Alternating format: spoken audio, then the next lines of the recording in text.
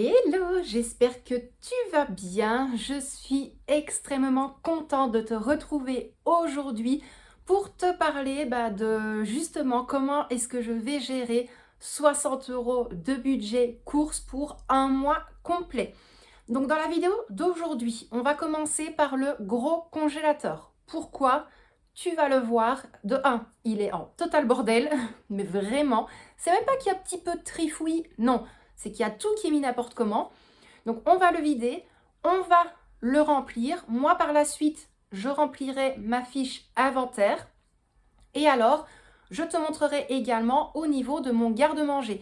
Parce que j'avais reçu quand même 2-3 petites questions où on me demandait comment est-ce que je vais faire avec, je vais y arriver, le sucre, la farine, les pâtes, le riz, tout ça.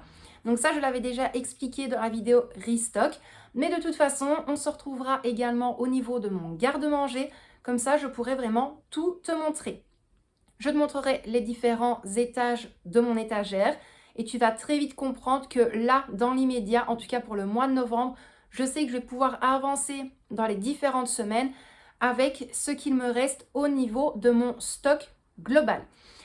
Ensuite, je te partagerai également 2 fichiers, ils seront dans la description de la vidéo. Donc là, c'est parti, on va commencer immédiatement avec le congélateur. Ensuite, je te montre directement ma fiche concernant l'inventaire du congélateur. Et alors, juste après, on se retrouvera au niveau de mon garde-manger où là, je vais vraiment tout expliquer. Donc, la vidéo d'aujourd'hui risque d'être un petit peu longue, mais je veux vraiment tout expliquer correctement et où tu vas pouvoir voir tout et, encore une fois, je l'espère, bien comprendre mon fonctionnement à venir. Donc, moi, je te dis à tout de suite. On se retrouve immédiatement au niveau de mon congélateur. Bon, nous y voilà. Mon bordel. Donc, comme tu peux le voir, je dois absolument le vider et le ranger. Alors, je le sais, tu le vois de toute façon dans la vidéo, il y a pas mal de givre. Donc, il faudrait vraiment une fois que je le nettoie. Dans le fond, ça va. Mais en fait, sur le dessus, il faut que je pense à changer le joint du congélateur. Parce que dès que je le ferme, je sens qu'il y a vraiment une petite entrée. Je ne sais plus où est-ce que c'était, mais j'ai vu qu'il y avait vraiment une toute petite entaille. Donc en attendant, je vais faire à la débrouille, je mettrai vraiment un petit joint de silicone blanc là où il y a l'ouverture, voir si ça fonctionne comme ça et vraiment quand j'aurai vidé mon congélateur, là je pourrai le débrancher, le dégivrer entièrement, le renettoyer et aller acheter un nouveau joint. Donc, on va vider un max, du moins ce qui est de ce côté-ci, je n'ai pas besoin, par contre le reste je dois absolument ranger parce qu'il y a des légumes mélangés avec des repas. Là, j'ai des feuilles de basilic. D'ailleurs, le basilic, tu vas voir que ça, je n'ai absolument pas besoin d'en acheter. Donc, on est parti!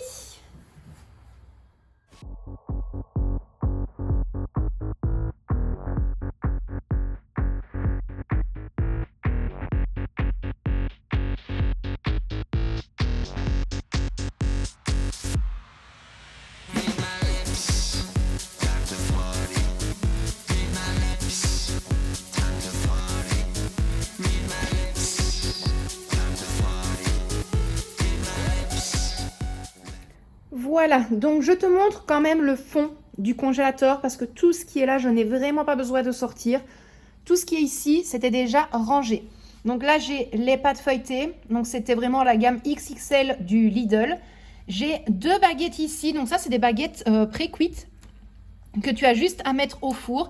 Et franchement, ça dépanne lorsque tu n'as pas de pain. Là, c'était des blocs de sauce de foie gras. Donc ça, je vais le garder pour le repas de Noël. En dessous, j'ai encore des paquets de fromage. Là, c'était mes piments.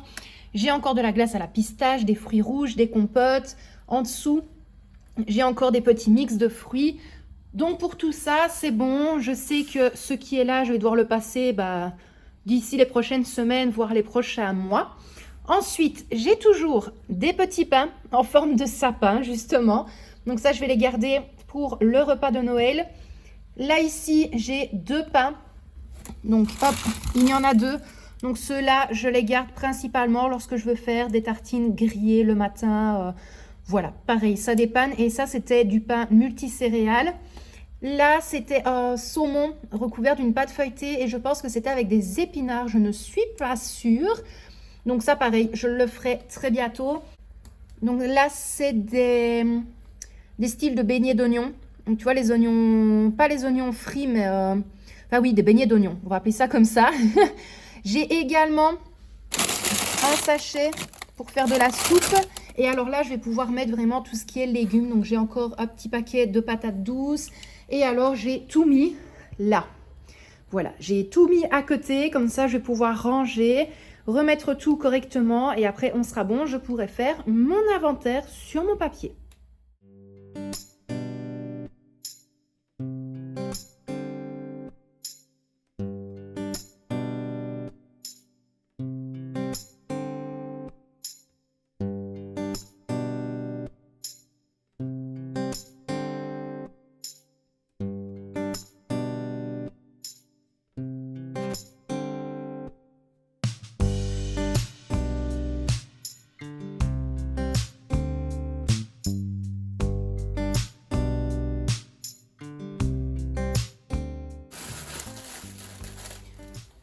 Donc ça, tu vois, quand je te dis que j'ai assez de basilic, donc j'ai tout ce qui est ici, plus le petit sachet bleu que je viens de placer à l'intérieur. Et j'ai encore un autre sac, un autre cochon où j'ai également des feuilles de basilic. Franchement, ça revient moins cher. Tu t'achètes une petite plante de basilic, tu le laisses bien monter, tu en prends vraiment bien soin. Et alors, au fur et à mesure, tu enlèves les feuilles, tu les congèles. Tu peux après vraiment bien les écraser, comme ça te fait vraiment des tout petits morceaux. Et ça évite d'acheter directement un pot de basilic surgelé au magasin qui coûte quand même assez cher au niveau du prix au kilo. Alors que là, tu en as directement chez toi. Tu peux également aussi te faire, moi j'ai toujours les petits glaçons d'huile d'olive. Donc c'est pas une grande nouveauté, on en voit partout. Mais tu prends des petits moules à glaçons, tu mets quelques morceaux de feuilles de basilic, tu recouvres avec de l'huile d'olive, tu mets ça au congélateur. Et tu as directement tes cubes de cuisson aromatisés au basilic. Donc ça, franchement, je te le conseille. La petite plante de basilic, ça coûte pas super cher. Tu le mets dans un endroit pas trop chaud, mais quand même avec un petit peu de clarté. Et voilà. Et après, comme je te l'ai dit, franchement, ça dépanne, c'est top. Et tu peux faire énormément de choses avec tout ça.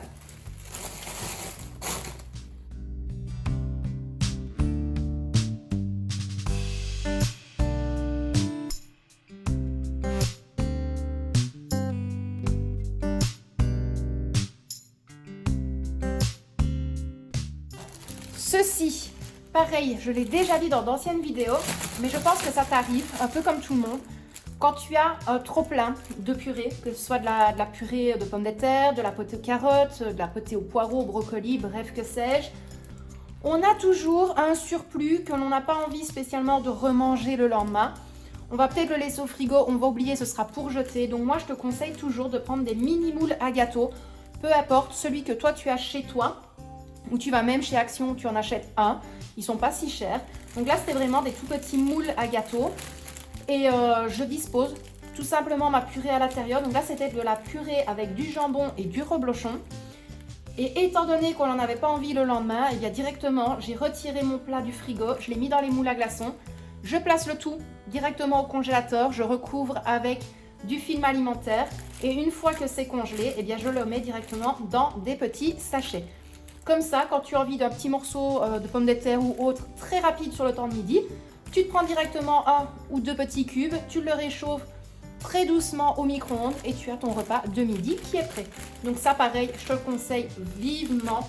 Ça évite de perdre de l'argent, mais également de perdre de la nourriture.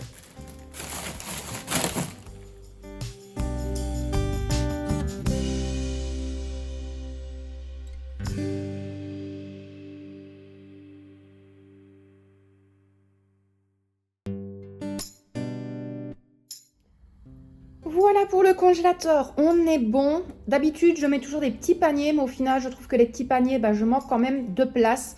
Donc là, je sais que directement ici, ça va vraiment être tous les légumes. J'ai essayé de mettre sur le dessus les sachets qui étaient déjà ouverts. Comme ça évite de les perdre dans le fond et que ça va se promener au niveau du congélateur.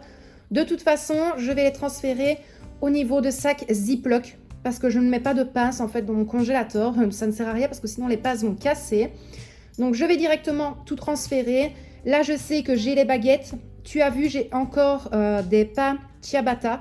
Ça, il n'y a que moi qui aime, donc je sais où ils se trouvent. J'ai mis les mini viennoiseries plus ou moins aux alentours d'où il y a les pains. Mais voilà, au moins là je sais que le congélateur est rangé. J'y vois déjà plus clair. Je gagne de la place pour justement mes repas. Parce que tu le sais, je l'ai déjà dit, mais lorsque je cuisine, j'essaye toujours d'avoir une portion supplémentaire où je peux directement congeler.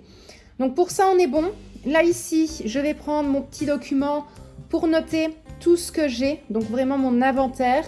Par la suite, je vais quand même inscrire une future liste de courses, donc pour le mois de novembre, concernant le challenge justement, enfin du moins le petit défi de 60 € de budget pour un mois. Et comme je te l'ai dit, ça va durer pour le mois de novembre, décembre, janvier et février. J'aimerais bien essayer d'aller un maximum de temps. Donc c'est pas 60 € pour 4 mois. Non, ce sera 60 € pour le mois de novembre, 60 € pour décembre, 60 pour janvier et 60 pour février. Donc là, j'ai rempli mon fichier inventaire congélateur. Donc comme ça, je suis tranquille. Tu l'as vu, je mets vraiment de très grandes cases. Comme ça, je peux regrouper plusieurs aliments. Donc là, ici, je trouve que ça passe encore. De toute façon, je te mettrai face au fichier juste après. Comme ça, tu pourras regarder un petit peu. Mais je trouve que ça passe encore. J'ai encore pas mal de légumes. Je sais que je vais pouvoir faire quand même pas mal de recettes. Donc là, j'ai déjà une petite base de menu. On en parlera dans la prochaine vidéo tous et toutes ensemble. Mais voilà, donc concernant l'inventaire du congélateur, c'est fait. Extrêmement contente. J'ai renoté quand même 2-3 petites choses sur mon fichier parce que j'ai également le petit congélateur dans la cuisine, donc celui qui est au-dessus de mon frigo.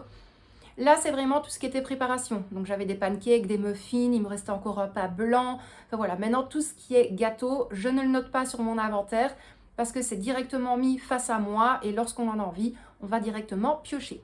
Donc là, je vais te mettre face au fichier, comme ça, tu peux voir un petit peu mieux. Et puis après, on pourra partir avec le garde-manger. Donc, moi, je te dis à tout de suite.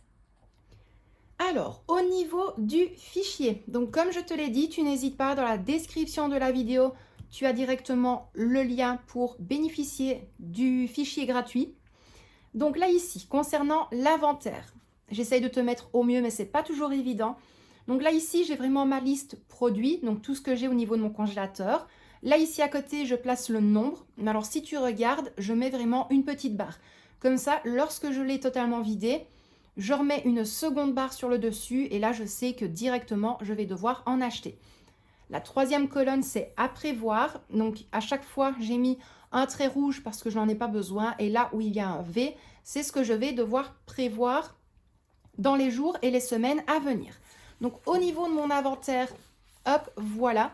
J'ai quand même pas mal de petites choses. Comme je te l'ai dit, je vais pouvoir bien avancer. J'ai déjà fait une petite liste de repas avec ce que j'ai au niveau du congélateur et ce qu'il me reste au niveau du frigo, plus bien évidemment tout ce qui est épices en général. Donc pour ça, on est bon. Alors, là ici, on est au niveau de mon garde-manger. Pourquoi? Parce que j'ai quand même reçu 2-3 petites questions me demandant comment est-ce que je vais faire avec 60 € de budget pour un mois complet au niveau du sec. Donc pour tout ce qui va être sucre, farine, les pâtes, le riz, voilà, un petit peu tout ça. Si jamais tu n'as pas suivi la vidéo justement où je montre le très gros restock, donc tu as eu la première vidéo restock avec le retour de course et alors par la suite, tu as eu la vidéo restock avec vraiment la motivation rangement où je te montre tout simplement le rangement au niveau du frigo, au niveau de mon garde-manger. Donc là ici, je me suis dit pourquoi justement ne pas te reprendre en vidéo avec mon garde-manger, comme ça tu peux voir un petit peu mieux comment est-ce que je vais pouvoir avancer tous les mois avec déjà ce que j'ai là. Alors oui, c'est vrai, j'ai reçu aussi quelques petits commentaires où on me disait, écoute, oui, c'est vrai que c'est beaucoup plus facile, étant donné le gros stock que tu as fait. Malgré tout, il y a eu énormément de courses, mais c'est pas pour autant que j'ai énormément au niveau stockage, donc au niveau de mon pantry, de mon garde-manger ou autre. J'ai vraiment fait énormément de choses pour tout ce qui va être, voilà, ça a été les biscuits pour Victoria, les glaces, il y a eu quand même énormément de choses au niveau du frigo, mais par contre, niveau frigo, là, ça se vide énormément. Les légumes que j'ai achetés, pareil, je n'ai plus énormément de choses. Au niveau des fruits, c'est la même chose également. Je crois qu'il me reste peut-être entre 8 et 10 pommes, mais sinon les bananes, c'est déjà passé, les patates douces, c'est passé. Au niveau des légumes, il me reste 2 poivrons, mais ça c'est pour une recette pour Halloween. Il me reste un citron et il me reste peut-être 4 ou 5 carottes, c'est tout. Donc voilà, ça se vide quand même pas mal. Pareil au niveau de tout ce qui va être fromage, entre autres, bah là voilà, avec ce que j'ai dans le congélateur, c'est ça que j'aime bien aussi, pouvoir congeler parce que ça peut nous durer dans le temps. Maintenant, pour tout ce qui est ici au niveau du garde-manger, donc j'ai toujours une partie ici au-dessus, donc là c'est vraiment le plus gros du stockage pour tout ce qui va être pâtisserie. Donc je vais essayer de te montrer au mieux parce qu'en plus j'ai pas de retour avec mon téléphone étant donné que je filme avec le téléphone avec l'arrière face à moi. Donc c'est vraiment galère. Alors, ici, au niveau de cette petite boîte-ci, hop, au pire de toute façon je rangerai après, c'est pas trop grave. Donc là, il me reste une tablette de chocolat Milka. La tablette de chocolat Milka, c'est uniquement lorsque je me fais des chocolats chauds. Celui-là, c'est le meilleur. Ensuite, j'ai vraiment tout ce qui va être la levure sèche. J'ai également énormément de sachets de poudre à lever. Donc j'en ai 1, 2, 3.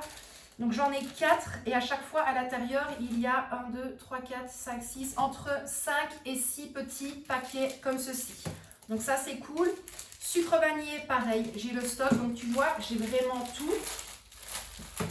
Voilà, ça c'est vraiment quelque chose où je suis obligée, moi je me sens obligée d'avoir énormément de choses pour faire les pâtisseries parce que c'est quelque chose que j'aime mais énormément depuis très jeune, déjà même avant mes cours de cuisine.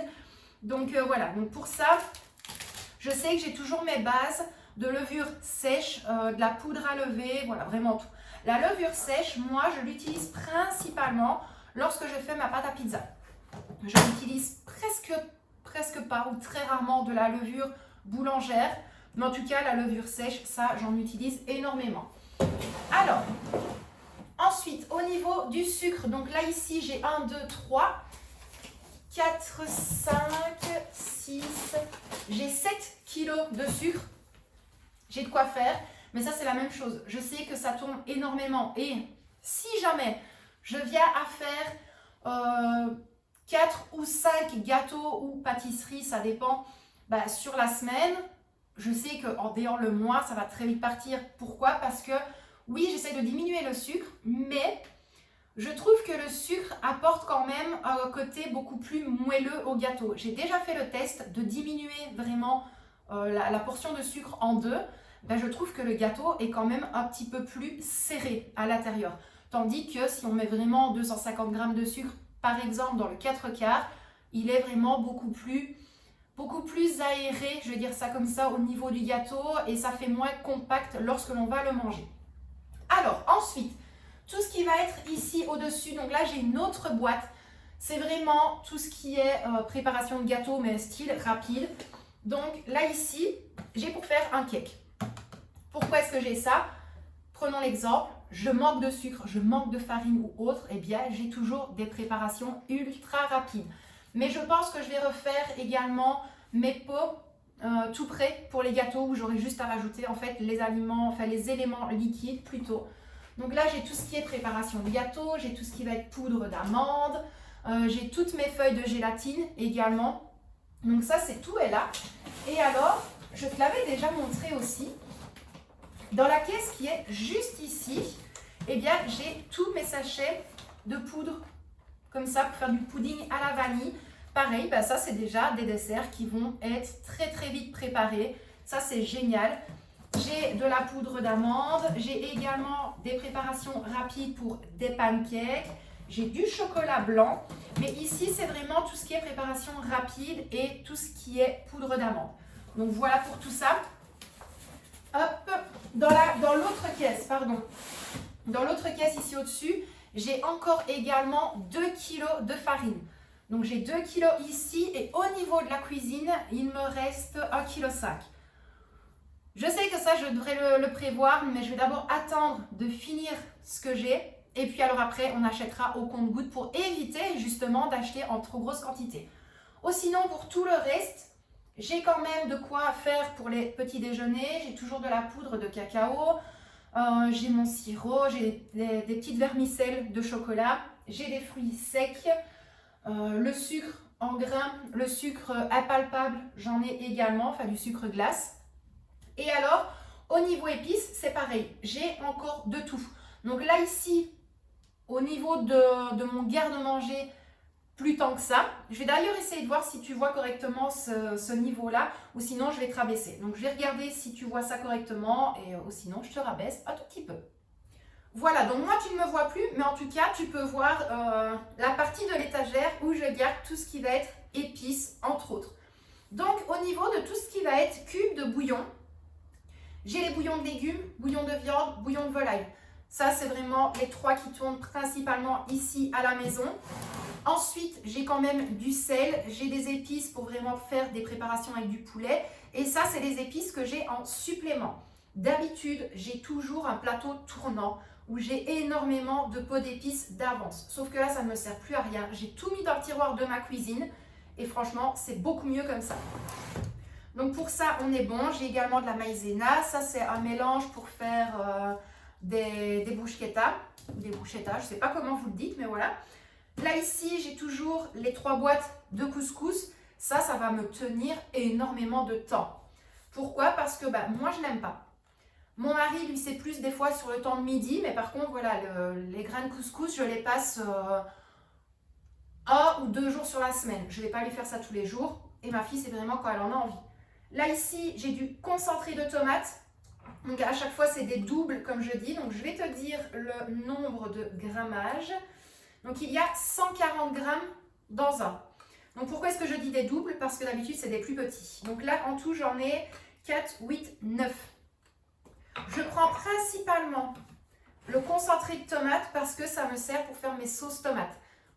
Voilà, oui, je vais prendre de temps en temps des tomates concassées, de la purée de tomates, mais je trouve que ça, c'est beaucoup plus facile. Une boîte comme ceci, je la mets au niveau de ma viande hachée lorsque je veux faire ma sauce bolognaise. Je rajoute de l'eau, je laisse bien mijoter, ça réduit et franchement, c'est top. C'est top, on n'a pas le goût de l'acidité de la tomate, franchement, c'est génial. Et alors ici, c'est tout ce qui va être huile en général. Donc, par contre, là, j'ai de la sauce soja sucrée, j'ai de la sauce soja salée, j'ai plein d'huile d'olive à la truffe. Ensuite, là, c'est du vinaigre de vin, si je ne dis pas d'erreur. Oui, vinaigre de vin à la framboise. Franchement, celui-là, il est génial. Et alors, j'ai des huiles aromatisées. J'en ai de l'huile piquante. Là, ici, c'est de l'huile. Attendez que je regarde. Pareil, là, ça a la truffe blanche. J'ai également de la crème balsamique. Donc là, je sais, pareil, c'est pas des choses que j'utilise tous les jours. Donc, c'est la même chose. Ça va me durer énormément de temps. Ensuite, en dessous, c'est tout ce qui va être conserve. Et alors, le dernier étage, là, c'est où je mets les pots de sauce et le lait. Donc là, c'est vraiment essayer de ranger par catégorie.